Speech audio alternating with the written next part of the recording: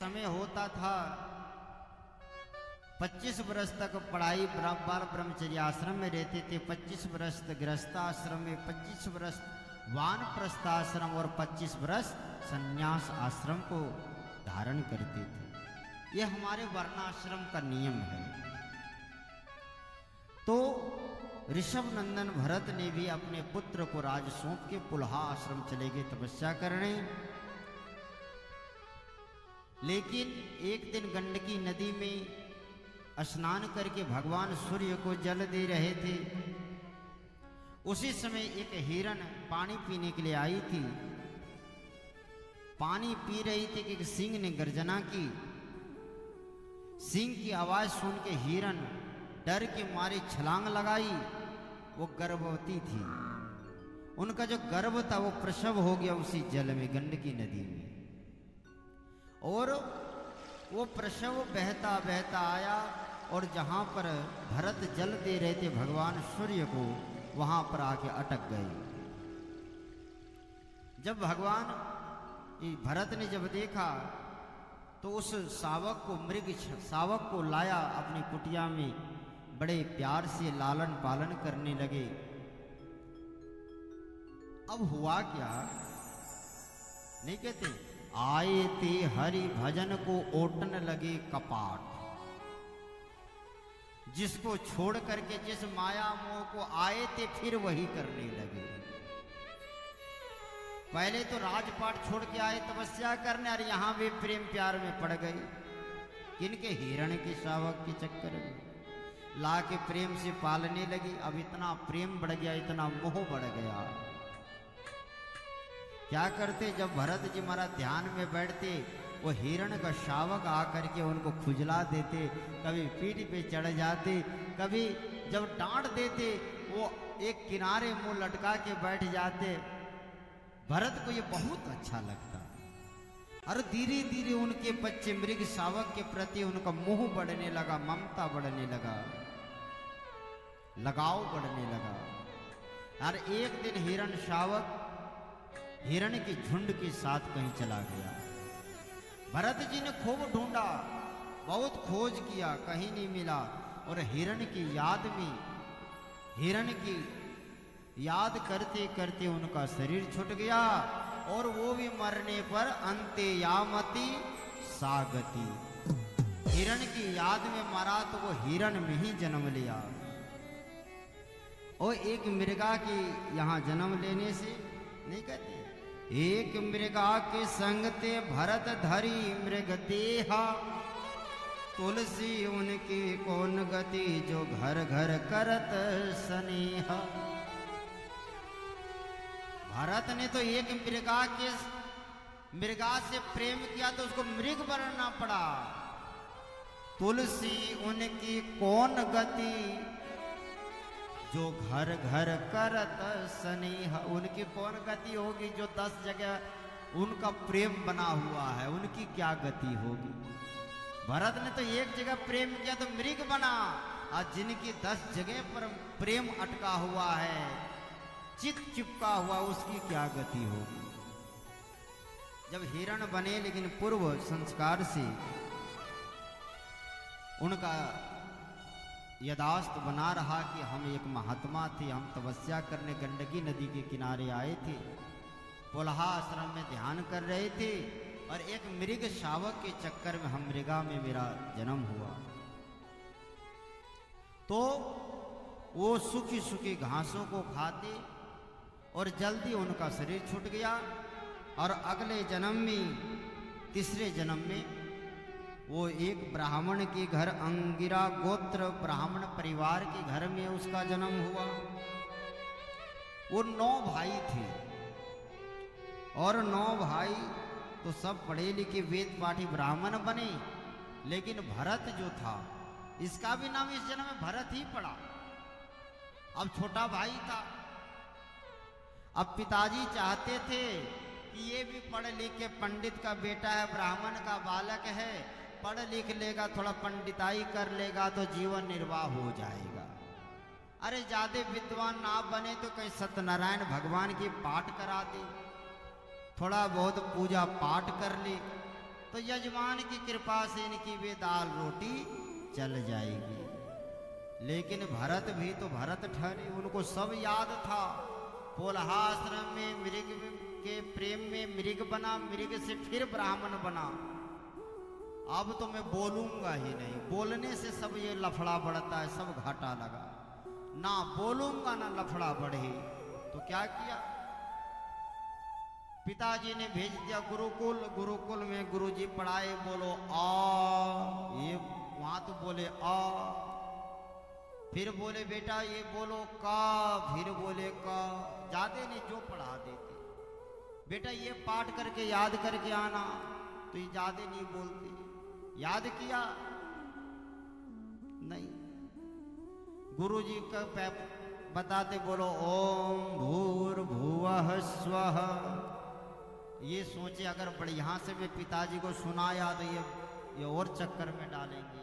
ओ भो भो, पिताजी बोले बेटा ऐसे नहीं बोलते, ओम त्रिमात्रिक है, ओम भूर्भुवः स्वः। ये बोले ओम भो भो स्वः।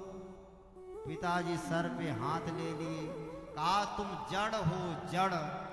नाम पड़ गया जड़ भरत। कहा ये नहीं सुधरने वाली। गुरुजी भी परेशान होकर के कहा महाराज इसको घर में रखिए, खेतों में काम कराइए, ये कोई विद्वान कोई बनने वाला नहीं है, ये जड़ है, जड़। नाम पड़ गया जड़ भरत। पिताजी समय के अनुसार उनका शरीर छूट गया, माँ भी दाह संस्कार हो गया, वो भी चल बसी। माँ बाप जाने के बाद भाई कब तक पालेंगे। अब भाभियों को तो भार लगने लगा जड़ भरत। तो भाइयों ने कहा देखो भाई, पिताजी तो रहे नहीं जो जिसके साथ तुम मजे से रहते थे, पिताजी तो चल पड़े। एक काम करो, तुम खेतों की रखवाली करना, चिड़िया आ जाए, पक्षी आ जाए, तुम उसको भगाना। खेतों की रखवाली करना, कोई जंगली गाय नहीं आ जाए, जंगली पशु नहीं आ जाए, उसकी रखवाली करना, चिड़िया ना बैठे। का ठीक है। जो खेतों में डंडा गाड़ के जो मचाना बनाते हैं ना, वह बना हुआ था। कहा तुम यहीं बैठ के रखवाली कर, ये रहे डंडा, ये रही लाइट। का ठीक है। भाई चले गए पंडिताई करने, और ये बैठ के राम जी राम, राम जी राम, राम जी राम माला जपे। और जब चिड़िया आए तो ये क्या कहता, राम की चिड़िया राम की खेत। अरे खाओ खाओ चिड़िया भर भर पे, राम जी की चिड़िया राम जी का खेत। खाओ रे चिड़िया भर भर पे, ए खाओ रे चिड़िया भर भर पेट। खाओ रे चिड़िया भर भर पे, खाओ रे चिड़िया भर भर पे। ओ खाओ रे चिड़िया भर भर पे, राम जी की चिड़िया राम जी के खेत। राम जी की चिड़िया राम जी का खेत। खाओ चिड़िया भर भर पेट। ओ खाओ रे चिड़िया भर भर पेट। ओ खाओ रे चिड़िया भर भर। अब तो यहाँ तो उल्टा होने लगा।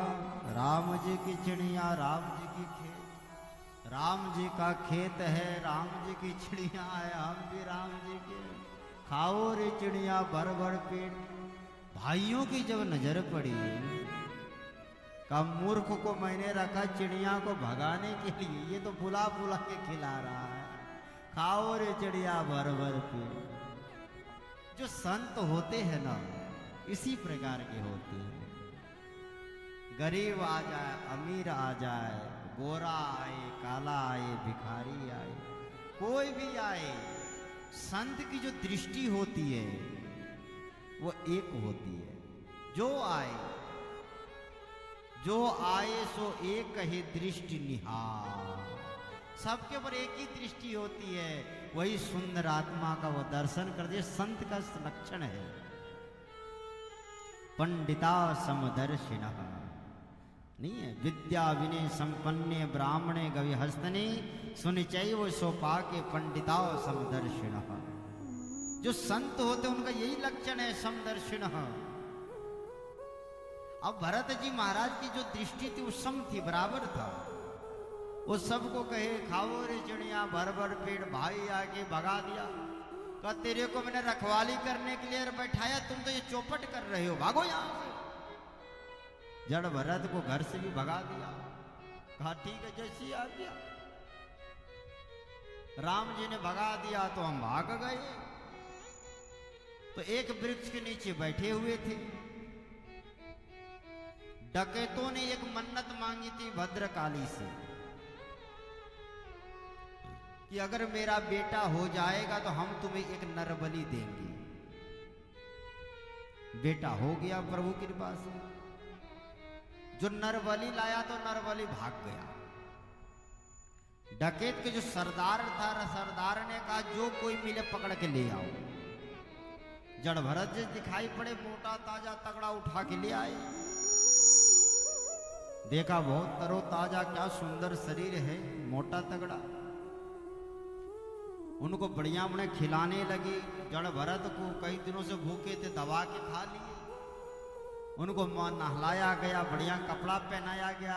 जड़ भरत बड़े खुश है, जय हो प्रभु, क्या सुंदर सुंदर कपड़ा है, क्या सुंदर हमारा ये शरीर है।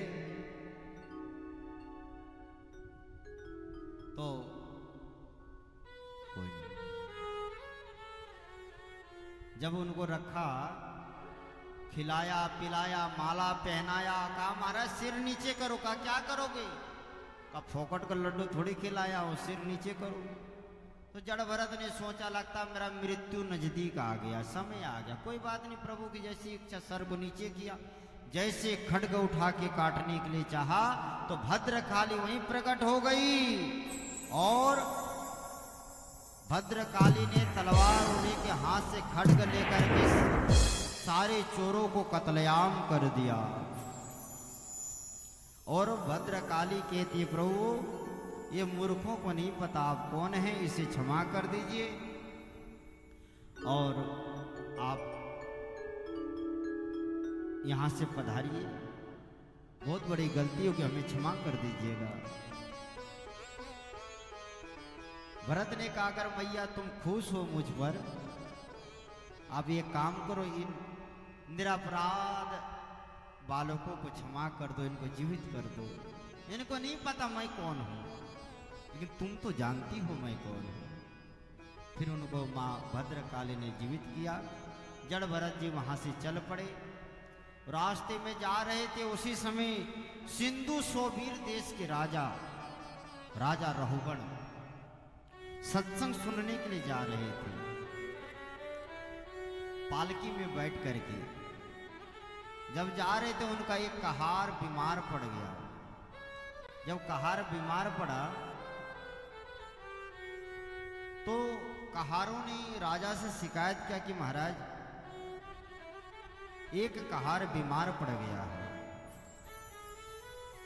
राजा ने कहा जो कोई मिलता है उनको लगा दो पालकी में।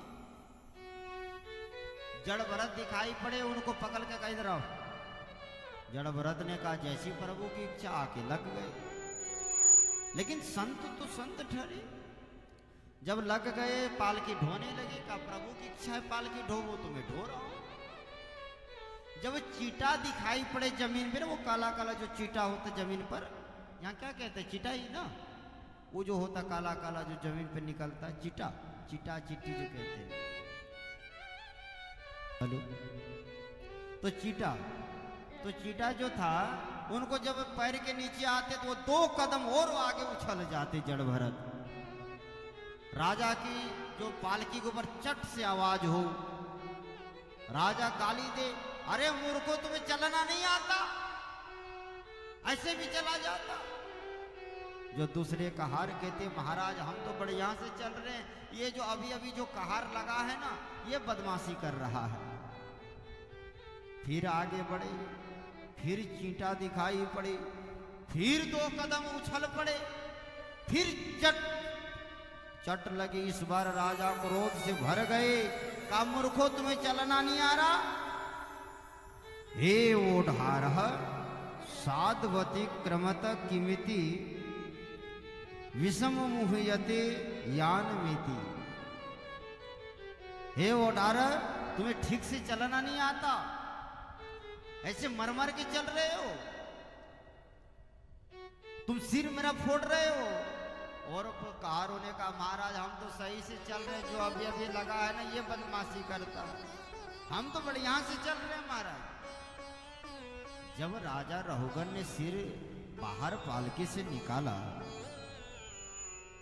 जब देखा हट्टा कट्टा शरीर, तो कमेंट करने लगा, मजाक उड़ाने लगा। ओहो देखो कितना पतला दुबला शरीर है, अरे तुम तो ये बेचारा कितना सूखा हुआ है, और तुम इतने मोटे ताजे हो, और तुमने पूरा पालकी का भार इसके ऊपर रख दिए हो, बताओ तो ये कैसे चलेगा। कमेंट करने लगे। फिर राजा आगे बढ़े, थोड़ा फिर चींटा दिखाई पड़े, फिर उछल पड़े। इस बार तो इतने गुस्से में आ गए कि गुस्से में आग बबूला हो गया, और कहने लगे, करोमि चिकित्साम दंड पानी रेवा। हे मत वाले पागल, तुम नाटक करते हो, तुम जानबूझ के तुम पालकी उछलते हो और मुझे चोट लगा रहे, मेरा सिर फोड़ोगे। मैं तुम्हारी ऐसी चिकित्सा करूंगा जैसे यमराज पापियों की करता है। तुम मतवाले, तुम नौटंकी कर रहे हो, तुम जानबूझ के ये बदमाशी कर रहे हो ना। तब जड़ भरत को लगा, मैंने राजा रहुगण का भार अपने कंधों पर उठाया, और ये राजा सत्संगी है, सत्संग को मानता है। अगर ये इस प्रकार मुझे गाली देता रहा तो ये नरक में जाएगा। अगर ये नरक में गया, कल दुनिया कहेगी कि संत ने किसी का भार अपने कंधों पे उठाया लेकिन फिर भी रहुगण नरक गया, तो सत्संग की बदनामी हो जाएगी। तो अब पहली बार आज जड़ भरत ने मुंह खोला, महाराजन तुम किसे दंड देने की बात करते हो? अगर तुम मुझे दंड देना चाहते हो, तुम अभी कह रहे थे ना तुम पतले हैं मोटे हैं, ना मैं पतला हूं ना मोटा हूं, ना मैं खाता हूं ना पीता हूं। और अगर तुम शरीर की बात करते तो शरीर का आहार है, ये शरीर का धर्म है, मोटा होना पतला होना, ये मेरा धर्म नहीं है। राजा रहुगण का होश उड़ गया, झांक के देखा ये वेदांत की बातें करने वाला ये कोई पागल नहीं है।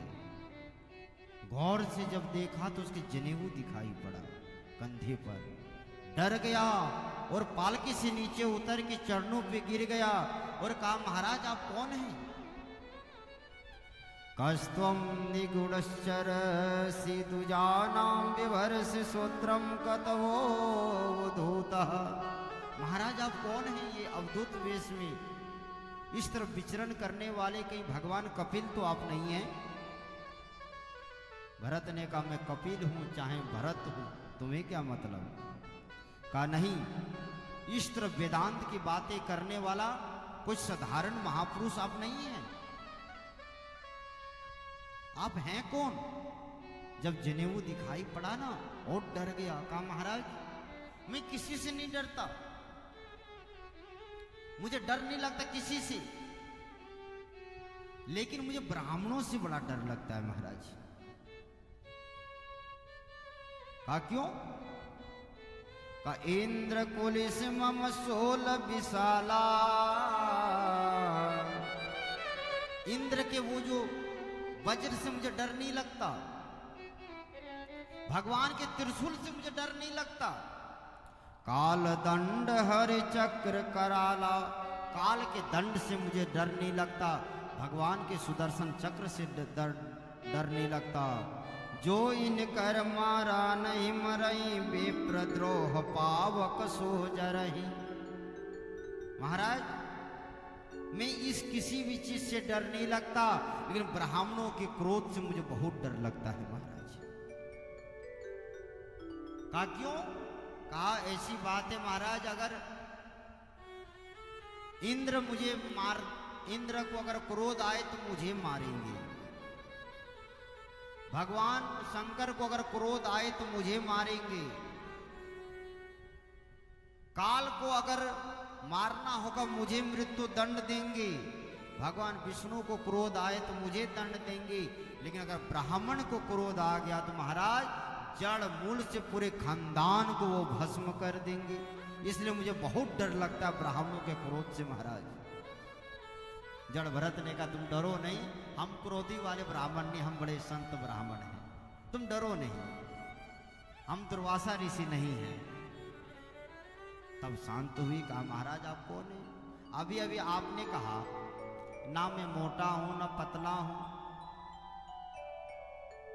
न मैं खाता हूं न पीता हूं, मुझे किसी प्रकार का सुख दुख का कोई कष्ट नहीं होता। आपने भी कहा ये तो शरीर का धर्म है मोटा और पतला होना। महाराज एक बात बताओ, मेरे विचार से ये गलत है। मान लीजिए महाराज के एक उदाहरण दिया, हम चावल बनाते हैं जिसको भात कहते हैं। चावल जब बन के तैयार हो तो उसको भात कहा जाता है। पहले हम क्या करते हैं, अग्नि जलाते हैं चूल्हे में। जब आग जलती है तो आग जलाते हैं, फिर बटलोही बर्तन चढ़ाते हैं। तो आग पहले गर्म किसको करते हैं? बटलोही को, बर्तन को। फिर उसमें जो पानी होता, पानी गर्म होता है। पानी गर्म होने के बाद फिर चावल डालते हैं, चावल गर्म होता है। और चावल जब गर्म होने से फिर वो भात बन के तैयार होता है। तो महाराज एक बात बताइए, अग्नि किसको गर्म किया? बर्तन को। बर्तन गर्म किया जल को, जल को ने गर्म किया चावल को, तब भात बना। तो सबको कष्ट तो हुआ ना।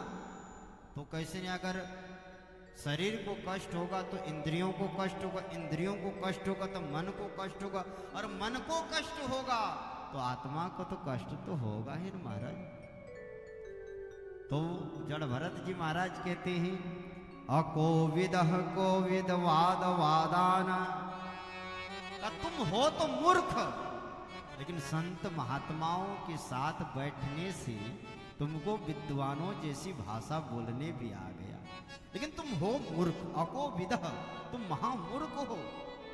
कोविद वाद वादा, लेकिन तुम विद्वानों के साथ, महापुरुषों के साथ सत्संग सुनने से तुम विद्वता भरी बातें करना भी तुझे आ गया।